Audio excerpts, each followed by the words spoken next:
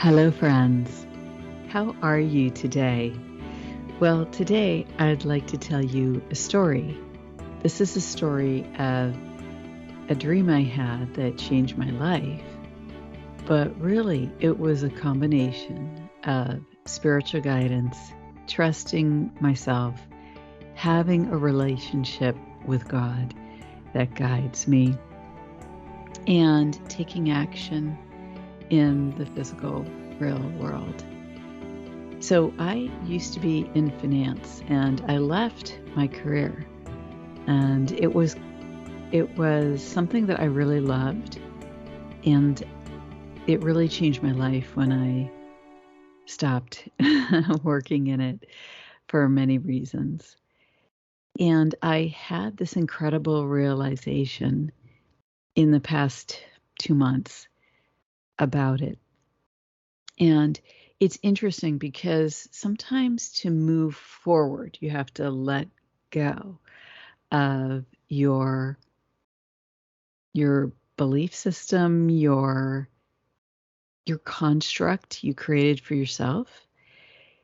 It's really like a personal matrix that we create of our thoughts about ourselves and our world. And when we're willing to bring the light of our own self, right? The divine that shines through us. When we're willing to bring that to this construct that we create as we go through life, it can reorder. Parts of it can disintegrate. And when that happens, a lot of times it feels unsteady. It can feel unsafe. It can feel like you're very vulnerable. It can feel like not knowing what's going on, what to do. However, that inner trust that you develop when you,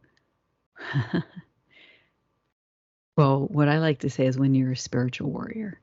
Like if you walk the path, if you walk your soul path, if you live life doing the best you can to align with God's guidance for you, to align with the light of your own soul, to embody that the best as possible. And we're all human, and of course we make lots of mistakes. But one of the interesting things is to let go of our perceptions about ourselves, our perceptions about possibly even mistakes we've made, about choices we've made that we've characterized within ourselves a certain way. We've told ourselves a story. And when we are willing to let go of that, it's really interesting. You have to let go first. The forgiveness for your own self comes first. And then once you complete that, and you really mean it, you live it, you're willing to shift without knowing what that means for you. That's when the insight comes. That's when the blessing comes. That's when we reap the reward and the benefit. And these things can be in very subtle ways. The best way that I like to describe it is that you up level. I call it elevate. By doing this process, I elevate myself and my life, but it's really God elevating me. It's really my own soul offering me the opportunity to elevate once again and to move into a new state of being. It's really quite exciting. So that's the benefit that comes with challenging times, with living through them, working through them, and then being willing to reassess our stories, our personal stories. So here's what happened. I worked in finance, and I did not live in New York City. I would travel to New York City, and I loved that I felt like I could work in New York but not have to live there. I lived on the West Coast. And so I've always been a spiritual person, and I had a history of receiving information in dreams. And I had learned that this was a real thing for me. Well, one day I had a dream, and it was quite shocking when I received this dream. In the dream, I saw a vision open up. I was above the United States. That was my point of perception. My consciousness was above the entire country, and the entire country was laid out before me. And suddenly I saw 3 scenes.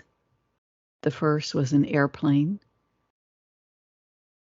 going into a building in New York City. The other was an airplane going into a building in about the Chicago area. And the other was an airplane going into a building on the West Coast. And this shocked me. I did not know what to make of this, and this was before 9/11. So I just took it as a point of information. It's funny because it didn't affect my flying around. That's because in the dreams I could see the pilots, and they were not commercial aircraft. They looked military to me, and they were not American pilots.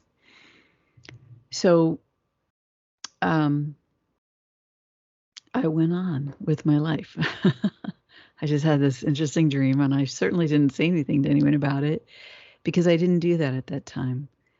My guidance had always been to keep my spiritual life personal, and that even meant just not talking about it at all, talking about it zero amount. However, sometime later, I had another dream before 9/11.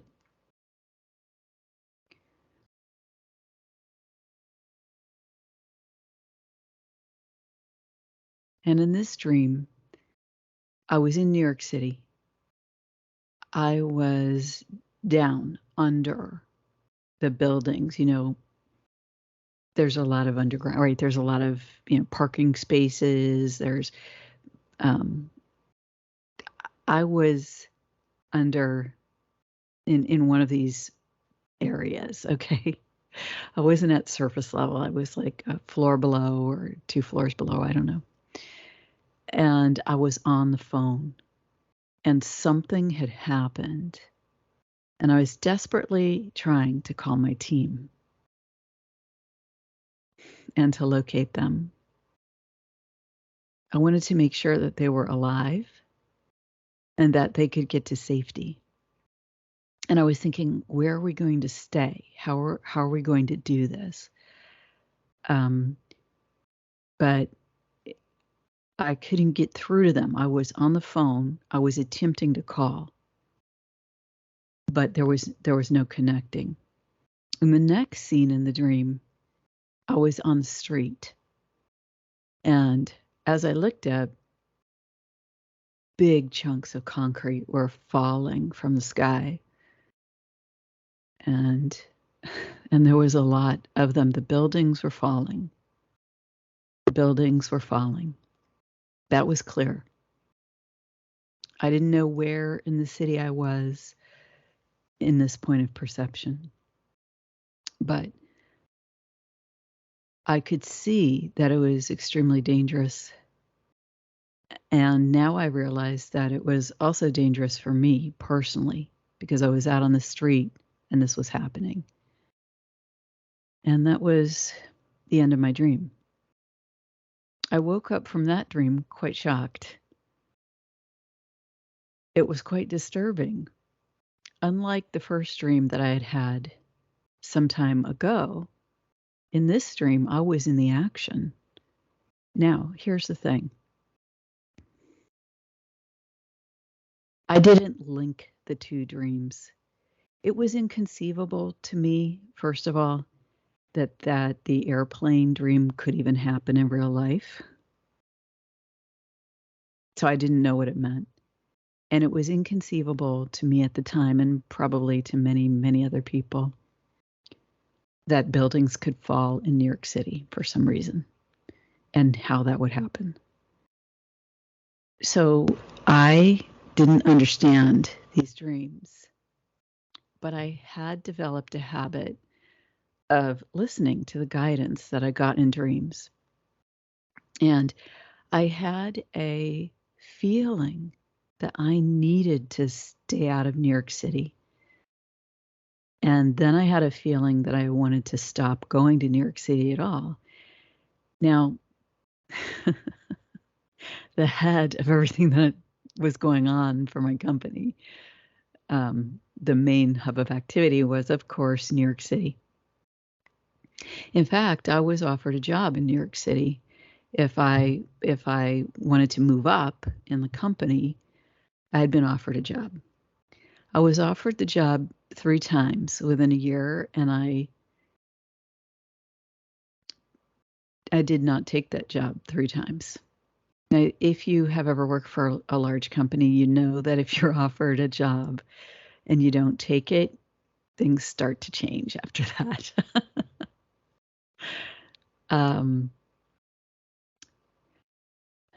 So I didn't tell people about my dream. I didn't feel like I needed to warn anyone because I didn't understand that this could really happen in real life. I just knew that it was a sign that I needed to stay out of New York City and I needed to stop going. And to really make sure that I stopped going to New York City, I had to leave the company. And in fact, I had to not do what I was doing. I had also been offered an opportunity at another firm, and I didn't take that either because I knew that staying in the area of finance that I stayed in would mean that I would have to end up in New York City. And I couldn't tell people, oh, I had a dream, so I can't go to New York City anymore. I mean, it just, nowadays, this is much more common for people to talk about. But at that time, it was not. And it certainly was not in my life. And so I felt very alone in my decision. So I supported my team as best I could by giving them a little hint here and there that I would be leaving. And then I left. And like I said, it did impact my personal life, I believe, over time. In some ways, very good. It freed me up to be available to do something later that was pretty neat. But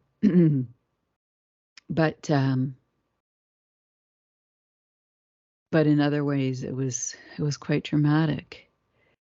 And so, because of some of the dramatic, not possibly, but negative outcomes that I perceived in my personal life, I blamed myself for that, especially because that was clearly a part of the issue.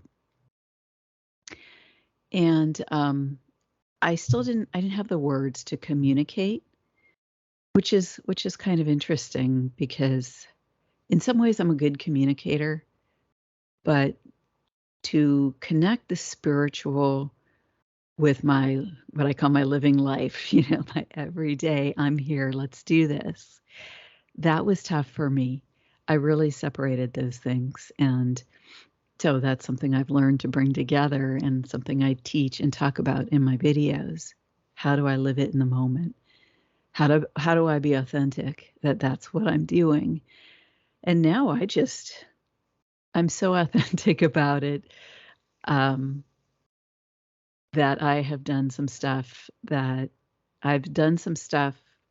according to my guidance that I never would have done it before. For example, I used to do a lot of what I call land work. And doing this land work, I would be guided to make certain movements, to wear certain things. And so, I'd be in a major city at a monument or something doing these things. But I just developed the inner commitment that if I'm guided, I will be there. I will do it, and I will do it the way that I'm shown. Well, that's prepared me to do these videos, actually, because it's tough to be authentic about this stuff and have my face and be on the internet, and all of that. So, well, now I'm here. Anyway, now I'm here integrating the next step, right, of my spiritual journey, which is talking to you and sharing about how this, it wasn't just the dream that changed my life, it was my choices, because I left finance and some great things happened in my personal life, but then some very challenging things happened. I was finally able to let the emotions around that go. Really, it's been it's been this since this year, 2023. Okay, January through now is April. And it's so perfect because Pluto has been in the last degrees of Capricorn, and that's really about big systems. And I didn't think that there would be a meaning there for me personally, but I was involved in those big systems. I was involved in the money system. I had a job in it. So how wonderful to have this spiritual insight at this time. So I had the insight just before Pluto went into Aquarius. And my life has freed up in amazing ways. My energy, and this is when I started to make videos face to face with you. I guess I needed to forgive myself for what happened.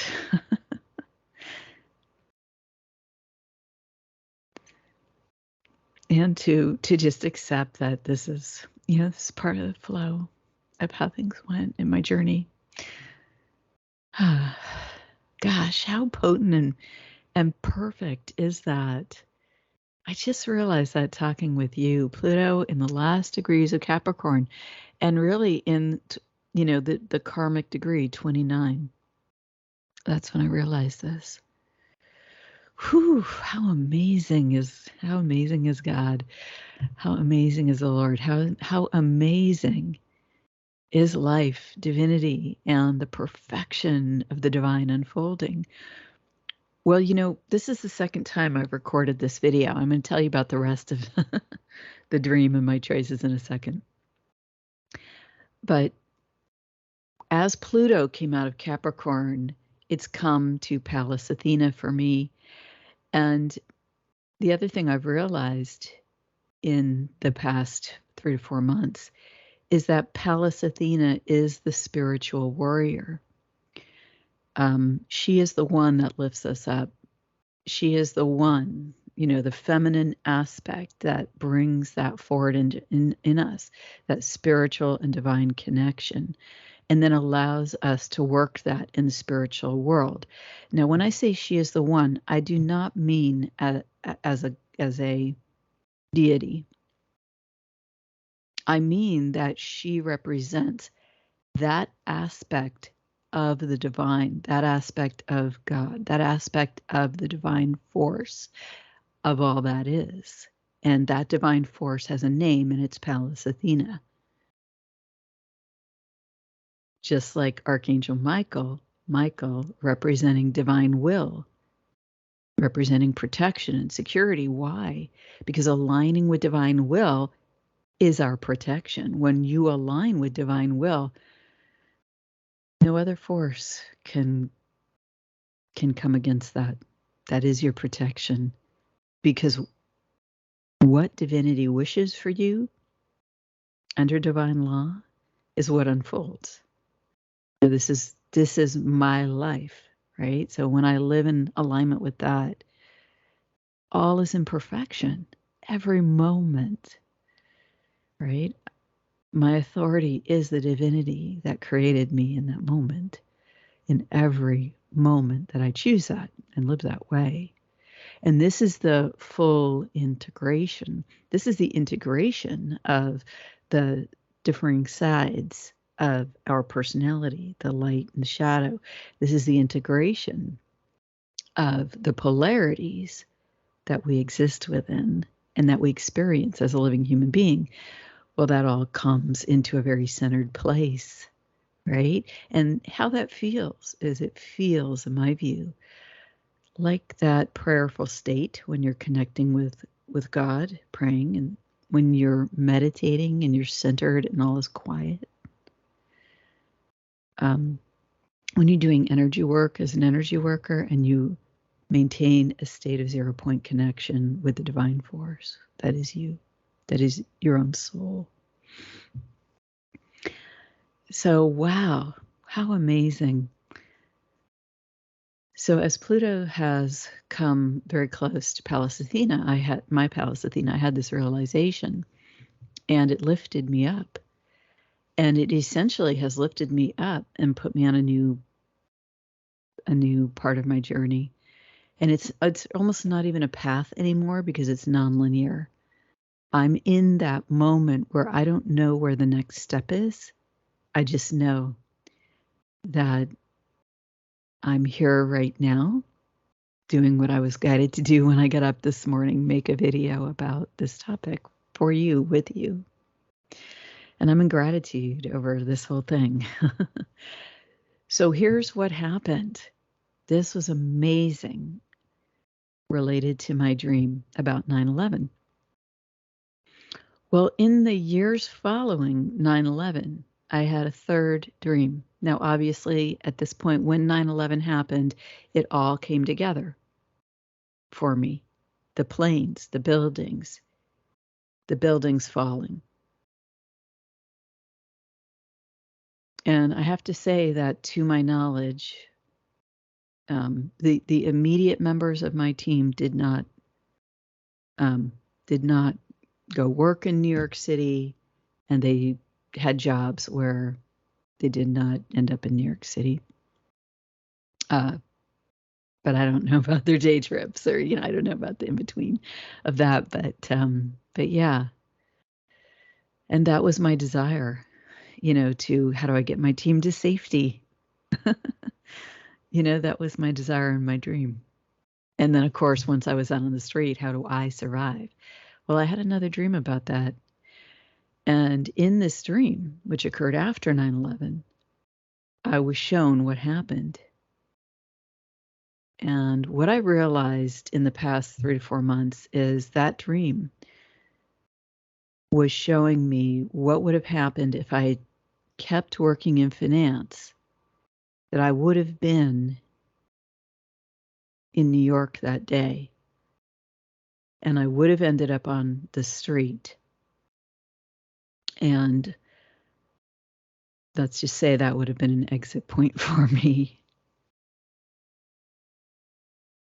And when I realized that, I only realized that in the last 3 or 4 months, as Pluto came to, was at 29 degrees Capricorn, the maturation of the systems, right?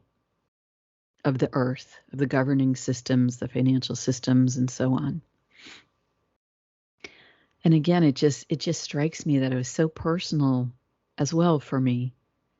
And I guess I would encourage you to wonder in what way those personal aspects might play out for yourself. Because although I'm a student of astrology now, I didn't understand that this was about my personal involvement as well. I thought it was only about the bigger picture, and that I had to, maneuver according to the bigger picture.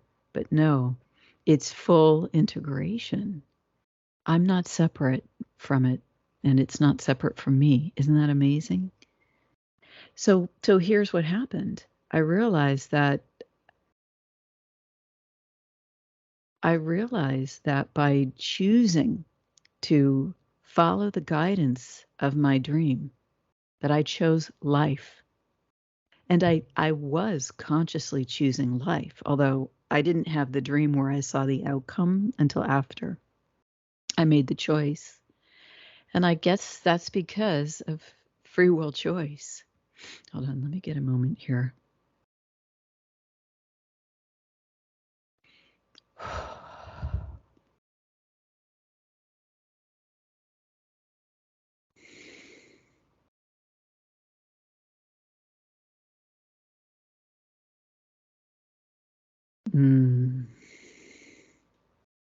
Wow.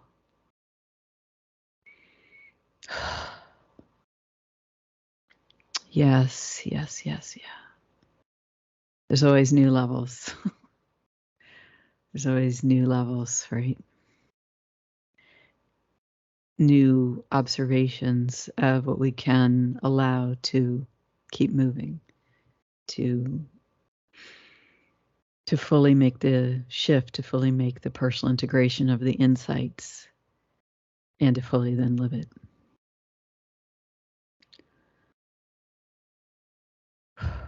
Yeah. So what happened was that I didn't have all the information until after I made the choice to live for life. And then I was shown years later what would have happened. And I didn't understand because you see, my skills in the dream time have increased over the years. So by the time I had the dream about what would have happened, I was able to make a choice from within the dream. And I chose life again in the dream. And I withdrew from the decision, like actively in the dream, I withdrew from the decision to be in New York on 9/11. Isn't that amazing? And so this is a key factor about time. And this is an aspect of physics that is not well understood. And someone could listen to this and say, oh, time's not linear. Blah, blah, blah, blah. It doesn't matter if time's not linear or not. Our human perception is that time is linear. And it's true that time is not linear. Events in the past initiate in the future, especially traumatic events. Just remember that.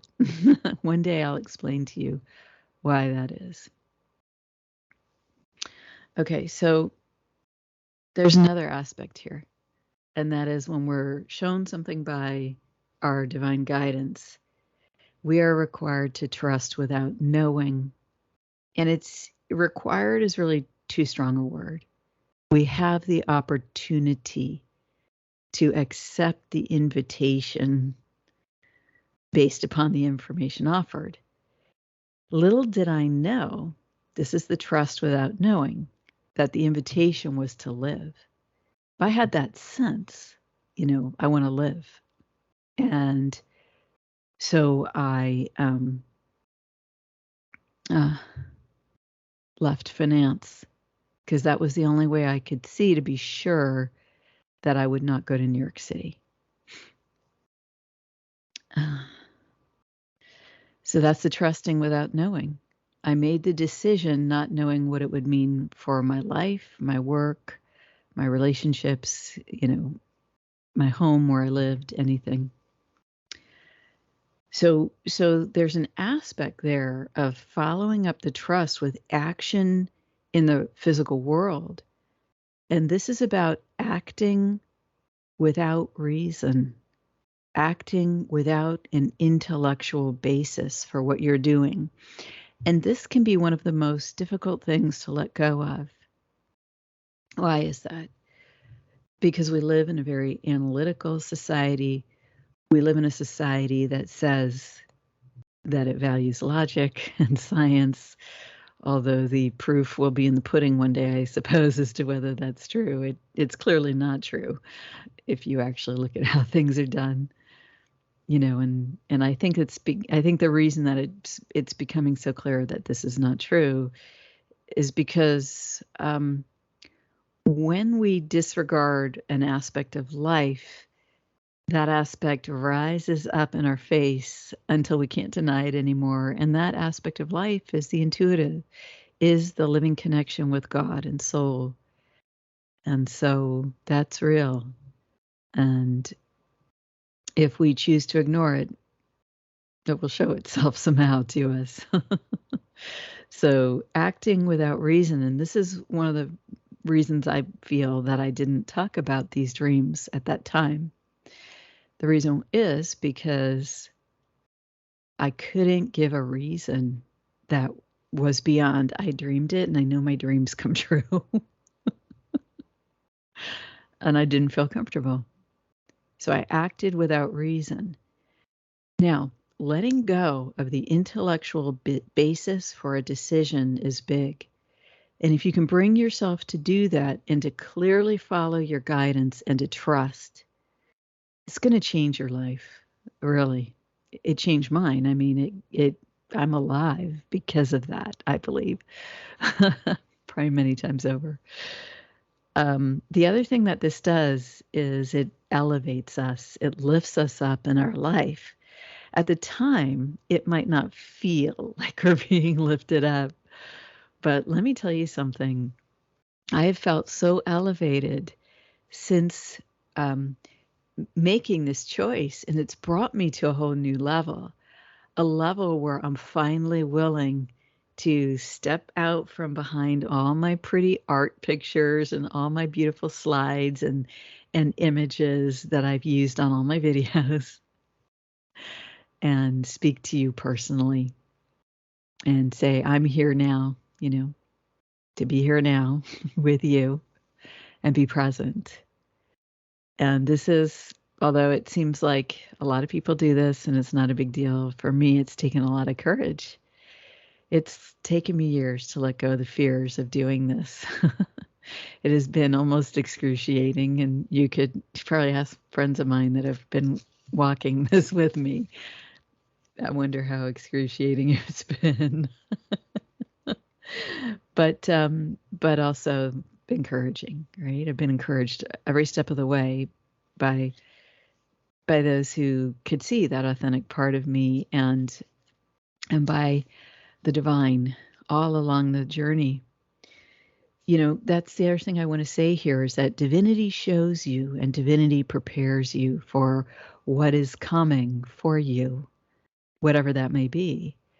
And whether it's to participate in a great big event like how the Twin Towers event was, or whether it's to not do that and to be in your own bubble and live life and go on with that. Because you see, once I withdrew from the group decision to participate personally with my physical human body, right, to live that, then I was on a different course of action. I was on a different journey than the collective. I still experienced the journey of the collective, right? Because 9/11 happened, but it did not personally impact me in the way that it would have. In fact, it freed me. And at the time, my partner and I went on this amazing, amazing, amazing, amazing journey. We traveled, we had an amazing, amazing time, and we returned home 2 weeks before that event happened. So what an amazing thing. So we also were not stuck far away from home, because a lot of people were stranded and had to figure out, how to get back home. So I didn't even participate in that. I was home. What an amazing journey, right? So I realized in the last 3 or 4 months, first, that there was a reason why I did what I did, and that reason was valid. Second, that I'm alive today because I made that choice, and that I chose life, and that I chose to follow God's guidance for me, and to trust without knowing and without reason, to act without reason. And one of the things that I really didn't allow myself to do is to fully elevate from following that guidance. And the reason why is because I put myself down with criticism. Again, that's a very Saturnian principle. So when Pluto moved out of Saturn, I got the final, as it was moving out of Saturn, as it was moving out of Capricorn, which is ruled by Saturn, I got the final analysis, the other side of duality. The one side I had spent so long on was the criticism of myself and my actions. And the side that I hadn't blessed myself with and allowed to myself to receive the blessing was to understand that this was meant to be, this was a part of my journey, and I could let go of that compressive Saturnian principle and use that energy instead to build something new as Pluto moves into Aquarius, also ruled by Saturn, except Saturn in the air. And I have so much to say. I have so much to say about not just energy, which I've made so many videos on over the last 3 years. I have so much to say about energy, about physics, about how I see these things unfolding that I'd like to share with you. And so I'm thankful to myself and the old me that I was for giving myself this gift of life. And I'm thankful to God in me, to my own soul, for having that trust and understanding, and for giving me the choice, giving me the communication so clearly. I mean, that was very dramatic, those dreams. And for anyone who's listening, where this is relevant, because Pluto's going back into Capricorn, but also because I'm just motivated and guided to say this. I don't know if my first dream was actually about 9/11.